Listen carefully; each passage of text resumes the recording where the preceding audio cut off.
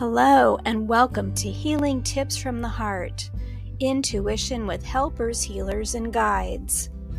I am your host, Dr. Lori Hops, licensed psychologist, writer, and artist. I've explored mind, body, and spirit related to intuition, or your personal guidance system, since early childhood. Meet my guests who have learned from their personal and professional lives to explore vast realms of knowing, synchronicities, and overcoming challenges. Their stories may inspire you with tools to enhance your daily living and relationships.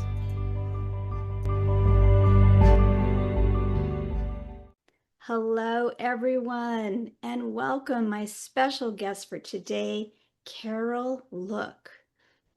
Carol is a psychotherapist, founding Emotional Freedom Technique, or EFT, master, international speaker, and best-selling author of 2 new books, The Yes Code, Transforming Sabotage into Success, and Yes, Thank You, Tapping into the Superpower of Gratitude. Carol has been working with EFT for over 25 years, and she is a speaker all around the world in person and online summits, including the countries of England, the Netherlands, Belgium, France, Canada, Australia, and all over the US. She is an expert in the field's documentaries on the area of EFT, and she can be contacted through her website, carollook.com, and all of the information will be in the program notes. So welcome, Carol. So good to see you. Hi, Lori. It's great to be here with you. Thank you. And I'd like everyone to know that I have had the pleasure of meeting you in person a couple of times. We have over the years at ASEP, we have. Yes, back in Orlando in 2018 when you did a really masterful presentation, and we did some behind the scenes prep work on that. So I got to talk with you ahead of time and see you there and attend the talk, which was great. And then more recently, I got to see you in Arizona in 2025 at our ASEP conference. Also, another fantastic invited presentation that was just great. And I really benefited from some of the things that you talked about around gratitude, but we'll get into all of that. And so, is there anything else you'd like to share as we start that you'd like the audience to know? No, I don't think so. Thank you. I think it'll be revealed. Our conversation will show them anything we need to say. So, for those who don't know about EFT, although I do have many conversations on the podcast, but not everyone has watched them or knows about it, can you just give a little nutshell summary of what EFT is? And then we can kind of launch into some of the more specifics. Okay, so basically we're tapping on acupuncture points at the same time that we're bringing up something that distresses us. So I say to people, it's like opening your computer and editing a document. You want to be tuned into something that's upsetting because the tapping then calms down your fight or flight response. So we're pairing those two issues and calming down the nervous system. And there's a certain set of words and phrases and tapping on points in a sequence. And it's very simple. It takes some practice, but it's very simple to do. And it's just shown to be profoundly effective for trauma and anxiety and stress and physical problems and you name it. So it's really taking the world by storm, I would say. Yeah, and colloquially known as tapping, but you can tap, massage, or hold, or breathe with, or even imagine. I mean, it's best to touch, but if you can't, you can even imagine the different points. So for those who are just listening and haven't been able to see you touch the various parts of the body, what parts of the body are we talking about? So I think in the beginning, what I heard, the story that I heard is that there are acupuncture points all around your body and all throughout your body, but they chose ones that are at the end points of the meridians, the lines of energy that go through our body, so that they're easiest for people to do. So I sit in front of clients and say, tap here. I don't tap on them. I say, tap here, tap here, tap here. So the first one is the beginning of the eyebrow. The second one is around the side of the eye. The third one is under the eye. Then the next one is under the nose, and then the chin. And then the collarbone. So we go around the body with these accessible points that anybody can reach. And then we end up on the top of the head. So they're all around, all up front that anyone can easily do. And as you say, we could imagine them. If it's difficult for us to tap on any of these points, we could imagine them as well.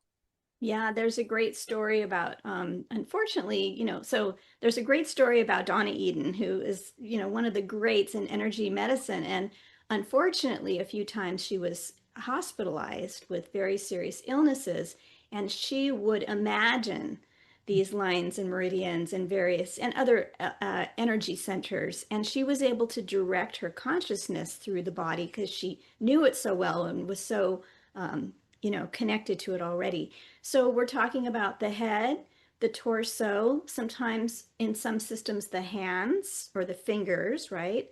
And for some systems, the legs.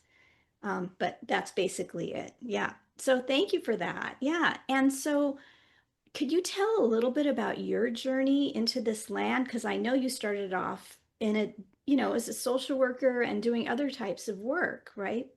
Yes, I was a traditional psychotherapist and I had gotten my doctoral degree in hypnosis and clinical hypnosis, which I loved. And then someone introduced me to EFT. They said, tap it, wait till you find this weird tapping technique. And I was as skeptical, Lori, as anyone in the beginning. I thought looks crazy. This doesn't seem like it makes any sense. And the research hadn't come out. Yes. So everybody was going to their doctors and their therapists and saying, you've got to try this. It worked on me. It worked on my friend. But we didn't have the serious research about it. And I started practicing and practicing. And I worked with my clients who were hypnosis clients. And when you're a hypnotist, people come to you and say, you are my line of last resort for weight loss, anxiety, quit smoking. And I would say, well, I will do a trance with you, but I learned this new self-help technique. And if I can do it for you for 5 minutes, if you don't like it, I'll give you 5 minutes at the end of your session. You won't lose anything. If you do like it, great, I'll teach you how to do it. And one after the other said, what on earth is going on here? So they felt the difference in their body, in their immune system, in their nervous system, in their cravings, in their anxiety. And it was just shocking. So then I started really moving into that more than I was doing hypnosis. So then, of course, with myself, the first thing that I cleared was chronic long-term insomnia. And if you have a significant change in your life, start sleeping better, right? Start sleeping better. So that was an anxiety-born problem for me, anxious, up at night, worried about work and this family and all these things. So that was the first major thing that I cleared. And then I just do it consistently. I've lost 25 pounds that I had bounced up and down around. Many health issues, relationship issues, stress, anxiety, all of the above. And I love teaching it around the world because we can have a workshop where there's a psychiatrist in one corner, a nurse in another corner, same as with ASAP, right? And then lay people someplace else, and they all are learning how to do it and applying it to themselves in a way that is so effective. So my role apparently in this lifetime is to just keep getting the word out there and keep teaching as many people, really helping people as much as possible relieve their agitation, their stress, their old traumas from childhood. And I'm just blessed to do this work, absolutely blessed to do this work. And we're blessed to have you do it, and you do it so well. And I love the thing that you gave your clients, which was 5 minutes for, or free, like an extra 5 minutes if you don't like this, like, because most people are like, okay, I have 5 minutes, like, sure, let me see. And because the effects are so immediate for most people, then they get really interested to want to learn more. And what I love about what you're doing is that you're not, as if it's not enough to have like pioneered in a whole new field and become this wonderful author and speaker. You aren't stopping there. You're pushing the envelope into more than just achieving neutrality and not having negative baggage from the past or from the current weigh you down, which we all need. But you are you're raising the vibrations even beyond that. So if you'd like to talk a little bit about what that yes is all about. Yeah. Thank you. I love that. And I love how you're putting it, not stopping at neutrality. So basic tapping gets people to reduce their stress from a 10 to a 0, their upset, their guilt, their resentment, whatever the issue is. And then along came a group of people, Lori, in the basically law of attraction field that started putting positive statements in instead of focusing on the issue you want to release. And they were scared of talking about the negative, meaning, what, don't say I'm stressed out. You shouldn't say that. You should only say positive things.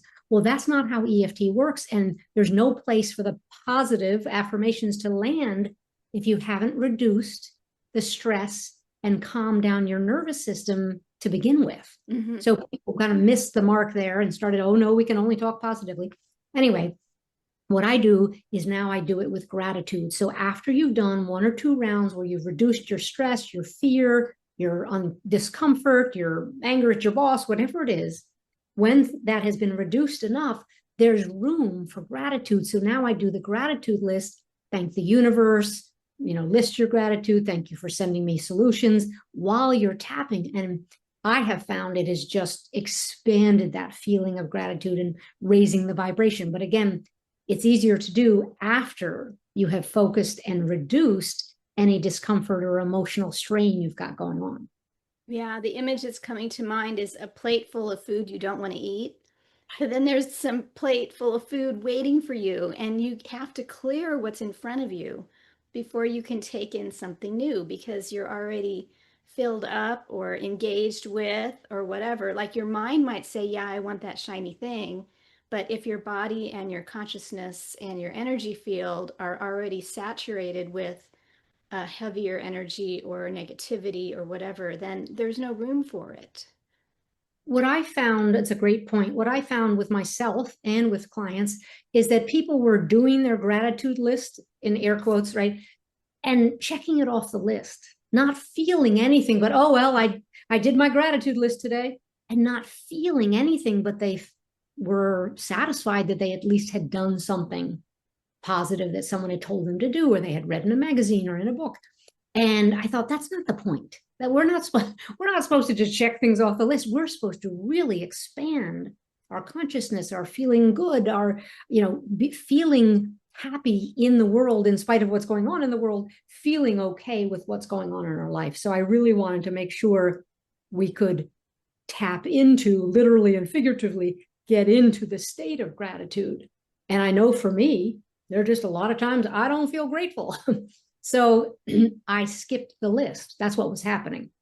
So then I started using the tapping with the gratitude in a way that I think allows people more room for error, more room to say, I don't feel over the moon, but I can still tap and say, I am grateful for this, because it's a thoughtful process. I think I found this gratitude listing for people was becoming really empty. So I wanted it to be more full and expanded and really worthwhile. So it's not just words on a page, but it becomes alive. Yes. Yes. Very good. Thank you for that. What I'm wondering is if you wouldn't mind sharing maybe a personal story about that transformation process for you, going from maybe the negative to the neutral to the more positive or hopeful or connected to your heart, something about the gratitude that enlivens you to make it real for people. Well, I would say you use the word no room. I would say that's what happens when I am consumed with a negative feeling. There's no getting me off that track, right? You know that about human beings, and some of us are more intense about it than others. And I would just find myself transitioning. Oh, I'm irritated about this, or I'm stressed about this, or and then as you start to reduce that agitation in your nervous system, you start to have more resources. And I would notice, one, I'm not so upset. Two, I'm starting to have new thoughts. I'm starting to have new opportunities. And that's what I love working with people, is what else could come in when there's room, because you're no longer hyper-focused on your spouse, boss, adolescent, the dog, whatever you're upset about. What else is there room for? So I've just done it for so long now. I love it. I love ending my tapping sequences with that because, if there were years there where I was doing my tapping when I needed to, but I was asking my clients to do it every day. And I made a decision, I don't know if it was 15 years ago or how long, where I do my tapping rain or shine. And people say, oh, but you've tapped for so long. How do you still have things? Because I live in this world. That's how I still have things. Things still annoy me. And it's the consistency that I feel has really changed my life. That not just 1 minute wonder, oh my gosh, we worked on a trauma. Isn't that great that it's gone? It's like, no, I do my tapping every single day, no matter what. I have my little Casio watch means I haven't done it yet. If it's still on my wrist, I haven't finished my 15 minutes of tapping. So I'm not really answering the question. The transition is what I notice every single time. I start with what's irritating me, what's annoying me, what's gotten me just sort of upset. And then I move to, but I am grateful. I am grateful for this. I'm grateful for the solution, but I'm grateful for what's going on in my life. I have lots of, the momentum starts, and I love that. So I've done it with health. I've done it with grief. I've done it with relationships. I've done it with just basic frustration with work, the world, the internet, whatever gets in your way. Yeah, or physical illnesses. I found that a lot of people start with the kind of more 3D aspect of the body and the mind, in terms of clearing and seeing the kind of possibilities that are out there, which is really mind-boggling because oftentimes we feel like we're somewhat victimized by our circumstances. So there's a real freedom of spirit that comes in when you realize that you can shift maybe not the material facts of your life, but your reactions and perceptions and the choices that you can make and what you think of as opportunity in your life. But then for some people, they take another step, or another step starts to filter in what I would call the spiritual realm, whether that is increased intuition or having a deeper connection to spiritual life or religious life, or becoming more aware of transpersonal communication. And so I'm wondering, I don't know whether that is a part of your experience or not, but I'd like to throw it out there and see what you have to say about that. Wonderful. Well, one of the things that happened that I was kind of shy to ever talk about was that after doing EFT, I don't know how many years, suddenly I would say my intuition came back online. And everybody has an incredibly strong intuition, but you get talked out of it basically. And what started to happen is I would get more information. I would access information, and I'm not a medium. It's not like I was talking to your dead grandmother, but so I would say things and hear things and learn things and say them out loud. And clients would say, where did you get that? How did you know that? And when you're peaceful, calm, and grounded, you have access to more information. Spiritual, again, I call it spirituality. I call it connected to the intuition and to maybe even guides and angels, guidance that is not mine. It's not coming from Carol, right?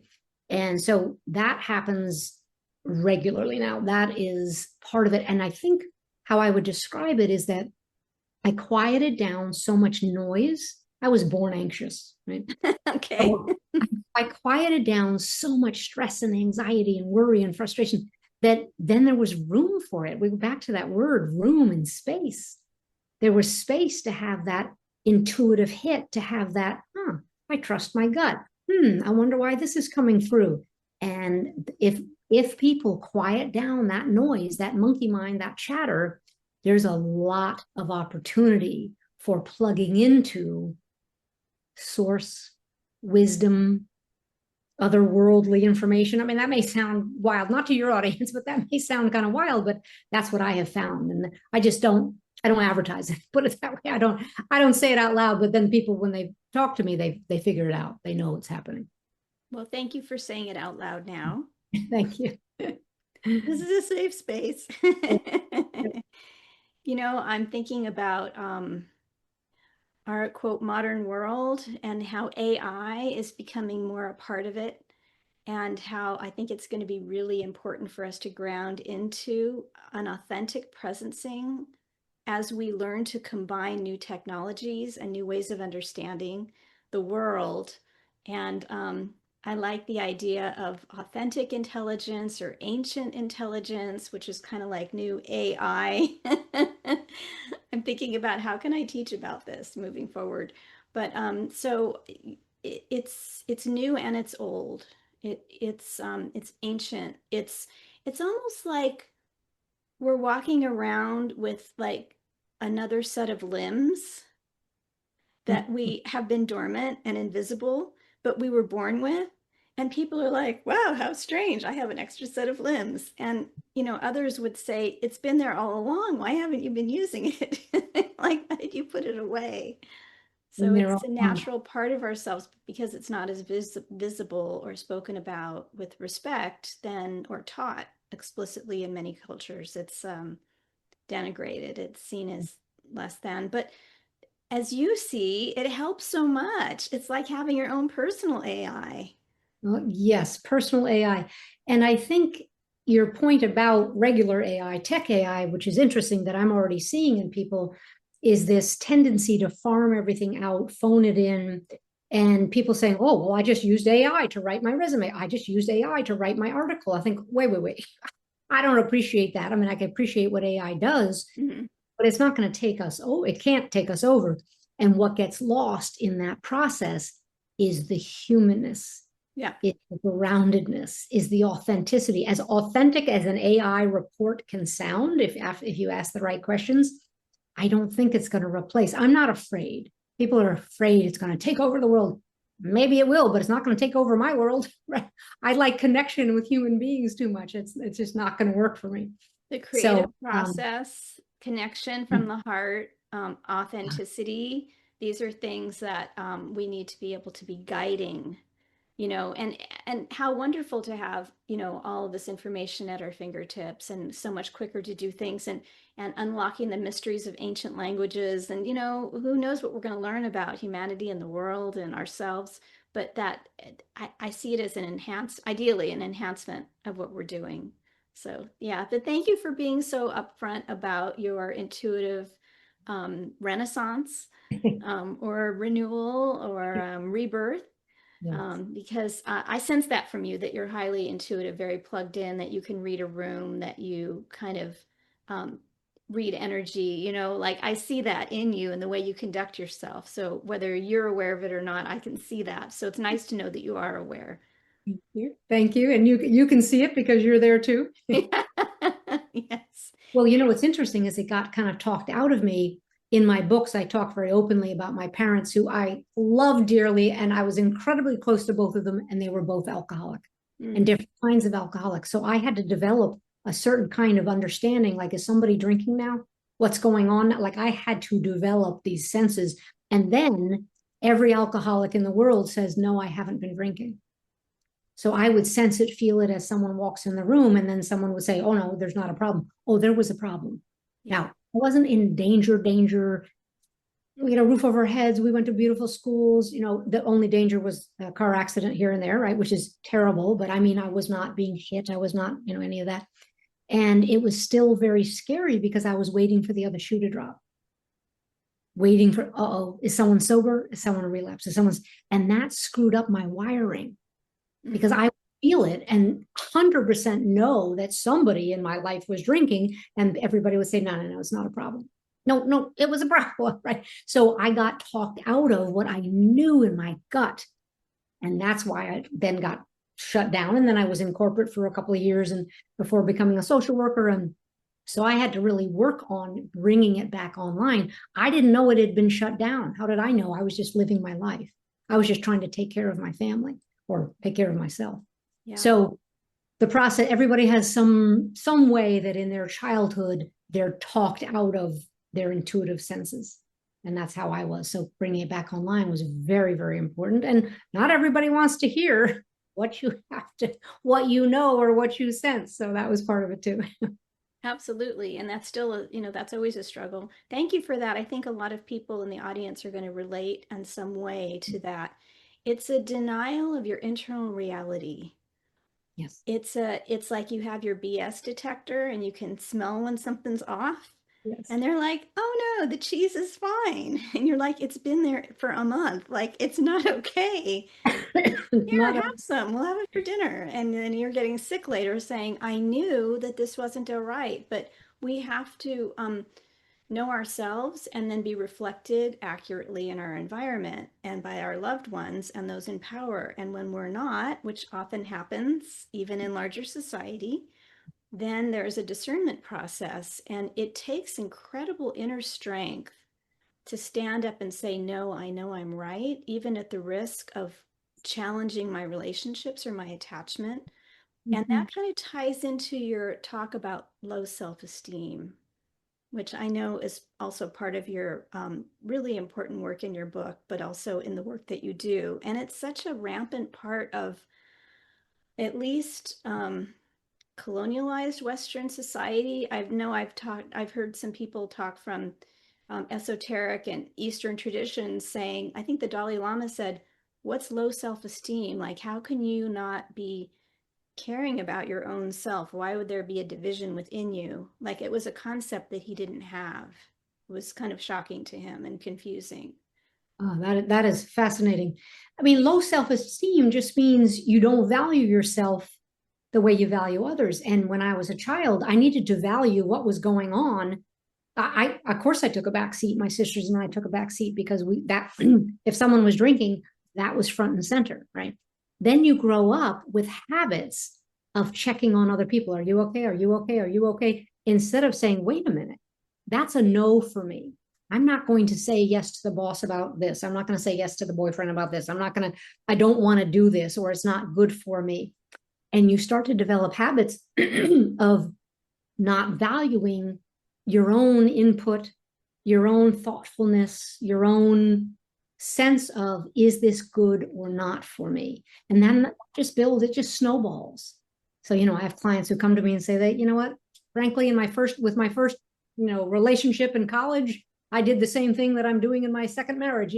It builds on itself until you put the brakes on, but you have to be told that you need to put the brakes on. Something has to happen. You have to hit a point where you go, I am not doing that anymore, or be treated poorly by a boss or a colleague or a spouse or something. You have to really get it. You have to be hit in the head and go, I see what I'm doing. I see the part I'm playing. I see what I'm doing to cater to others, to people please so they don't leave me. Mm-hmm. Right? Whatever behaviors we're doing, if you don't value yourself, you're in danger of dismissing your thoughts, your feelings, your behaviors, everything, and putting someone else first in an effort to take care of yourself. So it was valid when I was a child, but growing up, it was outdated, but my behaviors weren't outdated. Mm-hmm. My need for the validation wasn't outdated because I never got revalidated.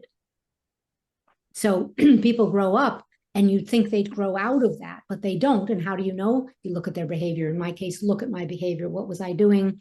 I was always overworking, doing too much for the boss and the agencies I worked in as a social worker, burning myself out. So it came out for me in a lot of burnout. Mm-hmm. Valuing myself enough to say, oh, I've worked enough today. I'm not doing any more. Yeah, and it's hard. Thank you for that. It's hard. It's sometimes people know that what they're doing isn't working, but they don't have a fresh model or a role model or a way of even bridge. Like they may not have a model of what to do next or instead, so they feel stuck because they keep attracting the same patterns. Or they might like, oh, Susie's like got seems to have her act together and people treat her with respect and she has healthy boundaries, but how in the world can I bridge to where she is? So sometimes it's a lack of awareness, sometimes it's a lack of skill or techniques of knowing like, well, how do I do this if I'm feeling stuck? It's not enough to just put it on my gratitude list and tap about it. Right.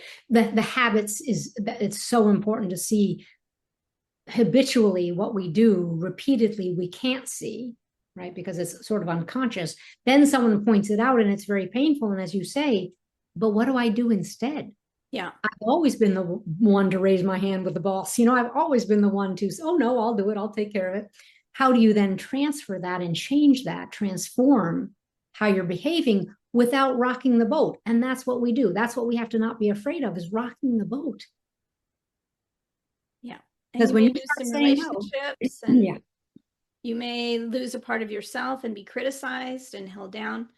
The people around you are invested in your overfunctioning, or you're giving away of some of because if you start to push towards what you really want or need, and really demand it in a, not demand like in an angry way, but let's say have a very grounded, clear goal of intention of, this is my reality now.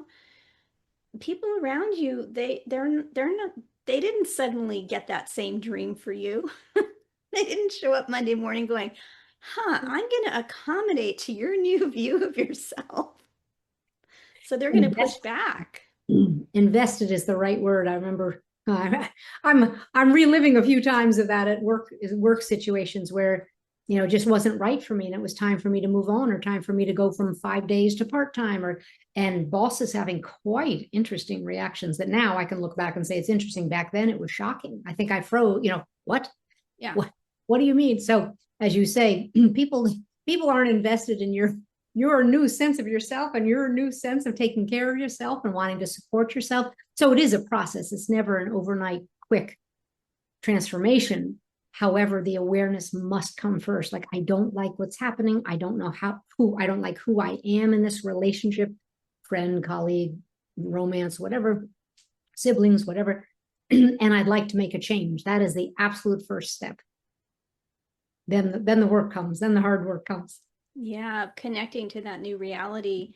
I like saying something like with ease and grace, or this or something better, or optimal process and outcome. There's a lot of like languaging that we can offer, because it doesn't need to necessarily be a big blow up, effortful, that everybody else has to suffer at my expense.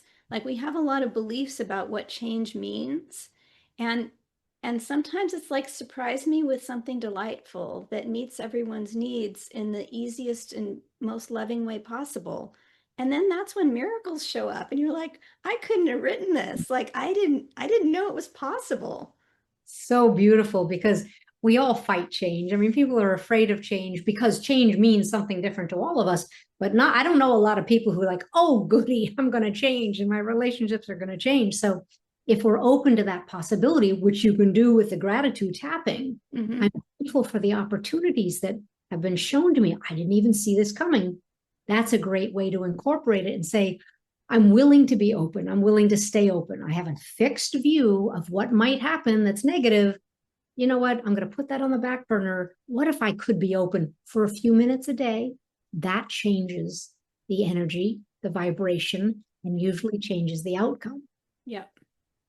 Yeah. I heard a discussion about the difference between manifesting and connecting. And for some people, they say, well, you manifest means that you kind of, it's like an internal locus of control, where you're saying, my ego, my desire is putting out into my future the thing that I want. And then I created it when it arrives. And other people say, no, more it's like, I'm going to hook my intention into the future that I perceive from the sea of possibilities. And then I'm simply going to match my frequency to that and arrive at it. So you're not like creating it. It's like it already exists, but it's like you're putting out an address, like a postal address. And then you're like allowing that delivery to take place. And then you arrive in that moment. So they're similar, but there's a subtle difference between them. Yes.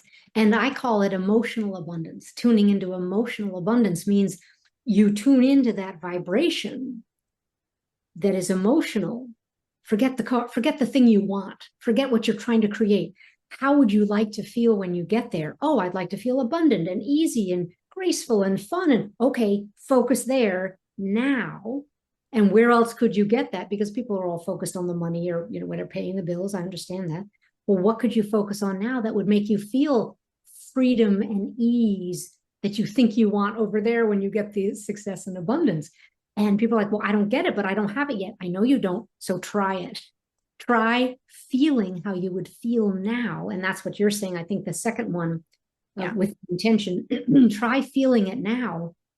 And people are afraid to get their hopes up. And I was too. I understand that. But it's not here yet. So I don't want to pretend. You can use the laws of energetic attraction or not. They're happening all over us, and you can use them or not. I would say play with them. I would say do an experiment, because you're not going to get hurt in an experiment, right? If you decide to change your entire life and do everything different, okay, maybe that's pretty risky. I am risk averse. I admit that.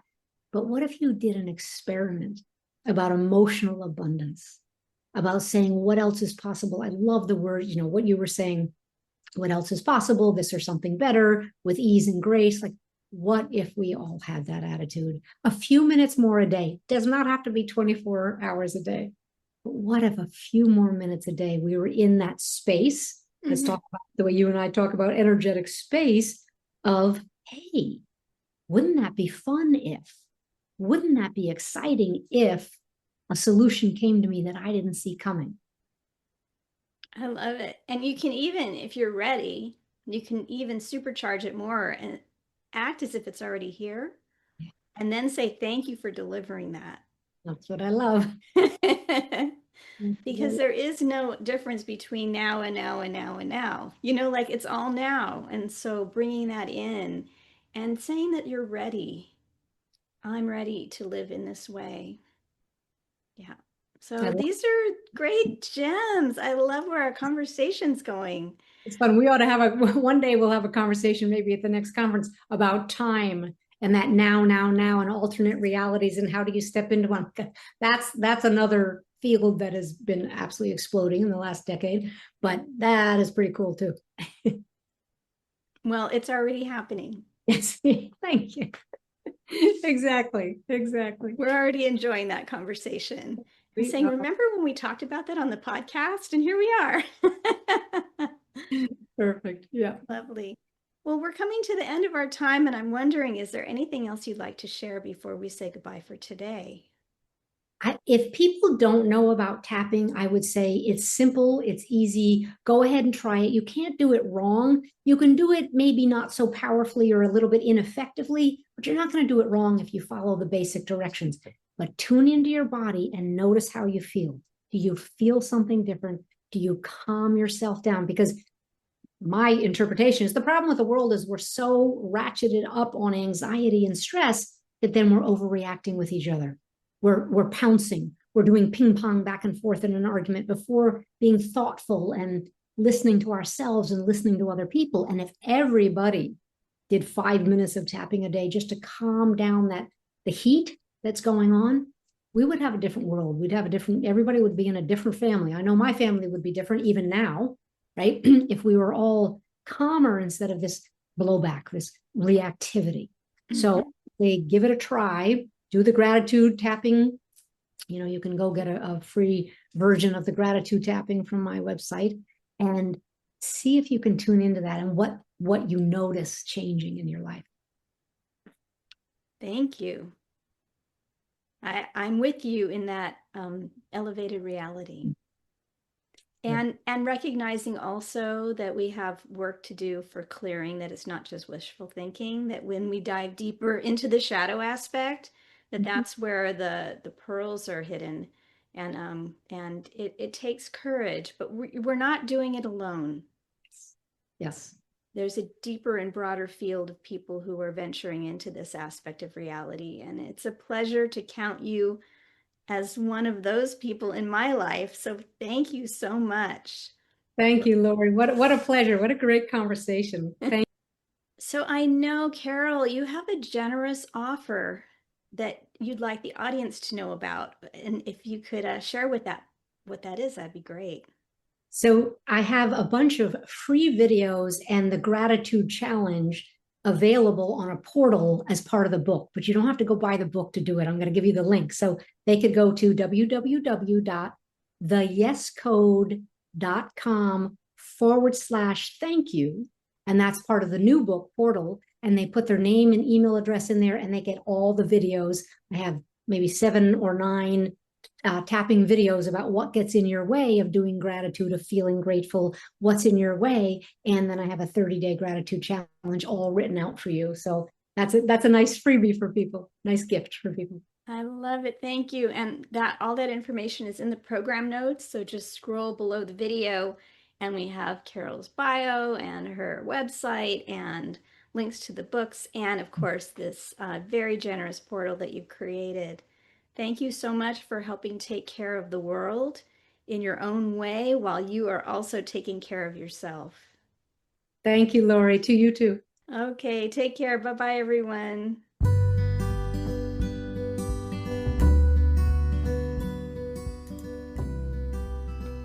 Thank you for joining us for today's podcast. If you want to learn more, you can visit my website for podcast and resources at hopshealingtips.com. You can also like, share, and subscribe to this channel. This podcast is for information and entertainment purposes only and is not providing healthcare advice. Please seek guidance from your professional healthcare team should you need assistance.